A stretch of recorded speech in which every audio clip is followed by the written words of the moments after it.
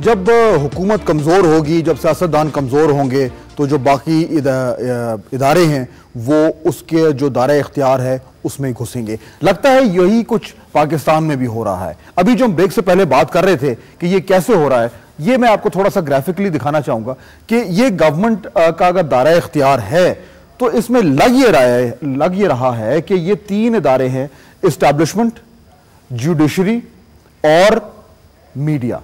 अब ये आहिस्ता आहिस्ता ये इस दायरे के अंदर जो इनके दायरे आ रहे हैं, ये एरिया जो है ये इनसे बज़ाहिर लिया जा रहा है। दिफा हो, खारजा पॉलिसी हो, तो ये इस्टेब्लिशमेंट जो है ये गवर्नमेंट के दायरे इख्तियार में आहिस्ता आहिस्ता आ रही है। जुडिशरी ने, जैसा कि आज आपने देखा कि जो अपॉइंटमेंट्स थी एग्जीक्यूटिव की, सीनियर ब्यूरोक्रेट्स की, वो कैंसिल की गई, यहां भी ये एक कार्व आउट किया जा रहा है। और मीडिया जो है वो तो रोज बरोज तो अपने तनकीद, प्रेशर, दबाव के जरिए जो है वो गवर्नमेंट की जो मनूवरेबिलिटी की स्पेस है उसको कम करता जा रहा है। हुकूमत स्क्वीज हो रही है, ये कहां तक दुरुस्त है और इसमें कसूर किसका है? जाहिद हुसैन साहब, आपसे पहले बात हो रही थी, बात मुकम्मल अब कीजिएगा कि ये जो गवर्नमेंट का स्पेस टू मनूवर कम हो रहा है, ये किसका कसूर है? देखिए, मैं बुनियादी तौर पे समझता हूं कि हुकूमत का अपना कसूर भी बहुत ज्यादा इसमें है। अगर आप एक इफेक्टिव पॉलिसी नहीं देंगे तो फिर वो यही होगा कि दूसरे लोग जो है फिर उसमें आपके जो है उसको वैक्यूम को फिल करेंगे। एक मिसाल मैं बताता हूं कि आप बताइए मुझे कि ये बात सही है, कही जाती है कि पाकिस्तान की फॉरेन पॉलिसी आज और नेशनल सिक्योरिटी पॉलिसी जो है पूरी तरह जो है आर्मी के कब्जे में या एस्टेब्लिशमेंट जो है उसको चलाती है। ये बात मैं सही समझता हूँ, बिल्कुल सही है।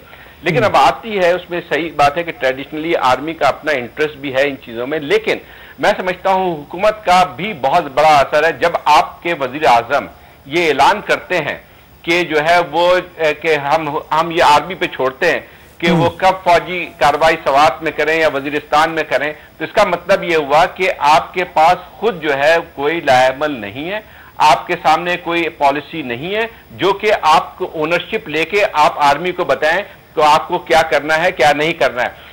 ये बात हकीकत है, मैं आपसे बता रहा हूं कि जब आपकी नेशनल सिक्योरिटी डिबेट पार्लियामेंट के अंदर चल रही थी तो उसमें भी जाके जब वजीर हजरात जो है जाके पूछते थे आपकी इंटेलिजेंस एजेंसी से कि हमारी नेशनल सिक्योरिटी पॉलिसी क्या होनी चाहिए, तो आप मुझे बताइए कि जब आप ये कहें जाके कि हमारी क्या पॉलिसी है, बजाय इसके कि आप उनको ये बताएं कि हमारी नेशनल सिक्योरिटी पॉलिसी ये है।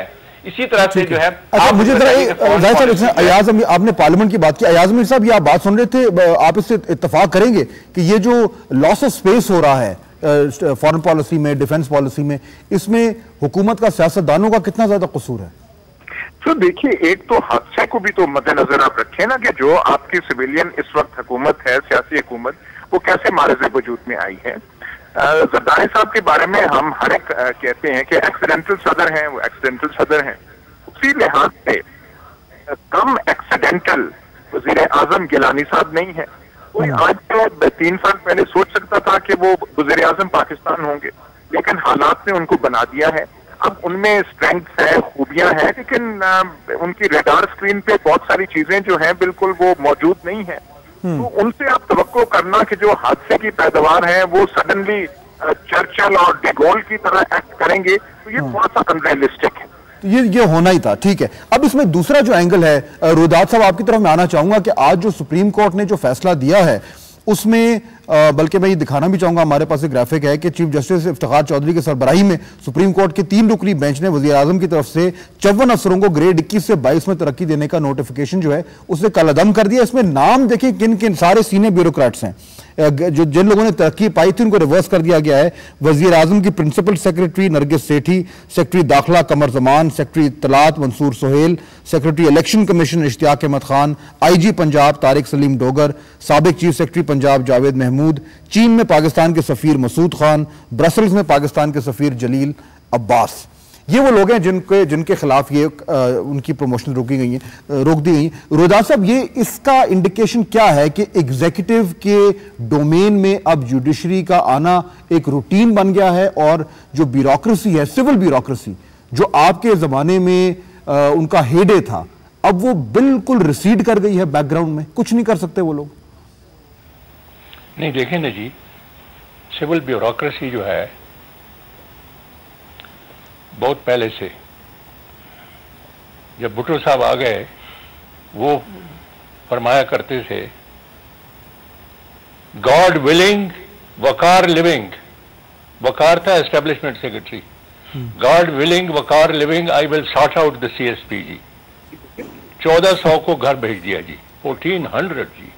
हर एक सिविल सर्वेंट, सीनियर सेक्रेटरी थर थर कांप रहे थे जब गुलाम मुस्तफा जतोई टेलीविजन के ऊपर नाम दे रहे थे जिनको रिटायर कर दिया, घर भेज दिया गया था जी। तो उस दिन से ये सिविल सर्वेंट की हालत बन गई है। मैं तो कहता हूं कि जैसा मैंने पहले अर्ज किया, ये सिविल सर्वेंट्स नहीं है, ये डोमेस्टिक सर्वेंट्स है आप जी। डोमेस्टिक सर्वेंट का मतलब यह है जब आपकी मर्जी हो आप उनको निकाल दें। बल्कि इसको छोड़े जी, बहुत आगे मैं आपको ले जाता हूं। अयूब खान ने जब ये उसका कू हो गया, मार्शल लॉ लग गया और डिक्टेटरशिप आ गई, मंजूर कादर साहब नामी गिरामी बैरिस्टर जी, नामी गिरामी बैरिस्टर, वो पेशावर आए गवर्नमेंट हाउस में, सिविल सर्वेंट्स को उसने एड्रेस किया जी। सिविल सर्वेंट्स ने कहा कि हमारे जो सेफ गार्ड्स है, कॉन्स्टिट्यूशनल सेफ गार्ड, वो आपने वापस ले लिए हैं। ये सिविल सर्वेंट कैसे इंडिपेंडेंटली आप फंक्शन कर सकेगा?